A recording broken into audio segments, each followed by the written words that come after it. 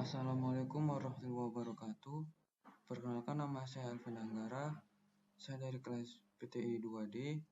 Di sini saya akan mengerjakan UAS atau ujian akhir semester dengan mata kuliah perakitan komputer, dosen pengampu Bapak Ahmad Indra Rahab, MKom. Di sini saya akan menjelaskan beberapa komponen dari motherboard. Yang pertama itu ada soket profesor. Soket profesor merupakan tempat prosesor ditanam.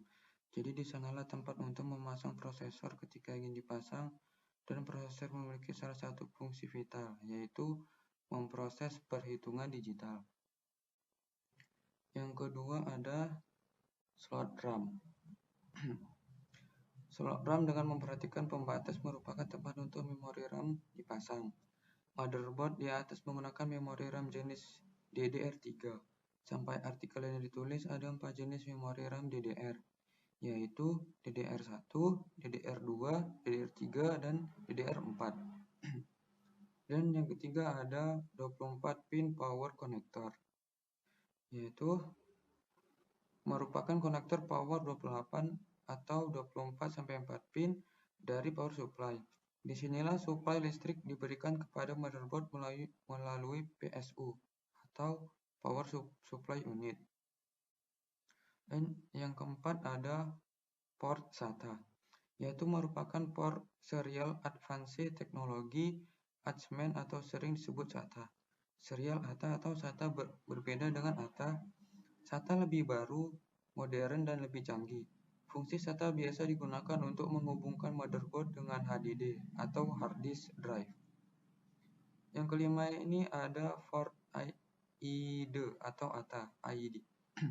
Fungsinya sama dengan SATA, yaitu menghubungkan MOBO atau motherboard dengan HDD. Namun port ID merupakan teknologi lama. Motherboard keluaran terbaru sudah tidak mendukung port ID atau ATA. Jika Anda menemukan MOBO dengan port ID, kebanyakan MOBO keluaran lama era Intel Core 2 Duo. Yang keenam ada sistem panel konektor. Panel yang menghubungkan dengan tombol-tombol pada casing komputer, seperti tombol on atau off. Anda lihat ada tombol powering CPU, tombol-tombol terhubung dengan panel ini. Yang ketujuh ada serial port connection, menghubungkan dengan port USB, audio pada casing komputer. Anda melihat port USB dan audio di casing CPU, panel inilah yang akan terhubung dengan port USB dan audio yang ada di casing. Yang kedelapan ada slot PCI, merupakan port tambahan agar motherboard bisa ditambahkan perangkat hardware yang tidak tertanam pada motherboard itu sendiri, seperti TV tuner, sound card, LAN card, atau video receiver. Yang kesembilan ada slot PCI Express 2.0x1.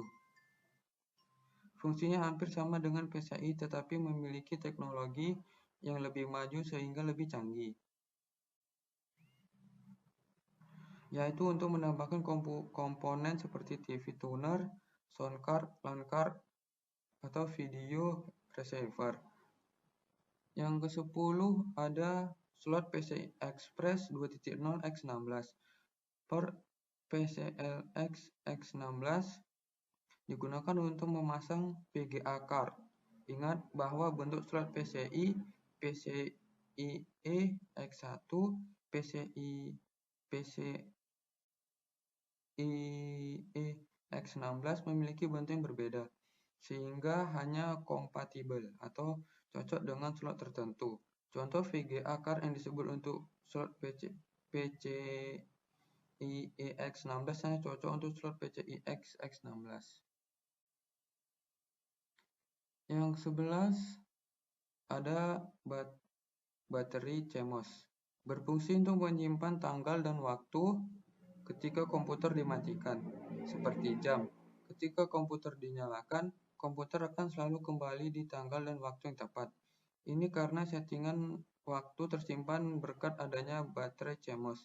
Selain menyimpan settingan waktu, baterai CMOS juga berfungsi sebagai penyimpanan pengaturan sistem. Jika baterai CMOS habis, maka pengaturan tanggal akan kembali tanggal di mana motherboard itu selesai dirakit dan Anda perlu menyeting sistem motherboard kembali. Dan yang terakhir ada 8 pin power connector. Untuk menyalurkan daya listrik ke motherboard tertentu bisa datang dengan 4 pin atau 8 pin power connector, tergantung daya yang dibutuhkan oleh motherboard itu sendiri. Ingat, 24 pin dan 8 atau pin power akan terhubung dengan perangkat PSU. Jadi disinilah PSU terhubung. Sampai di sini sajalah pengertian dan fungsi-fungsi dari komponen motherboard. Di sini saya akan mengakhiri. Assalamualaikum warahmatullahi wabarakatuh.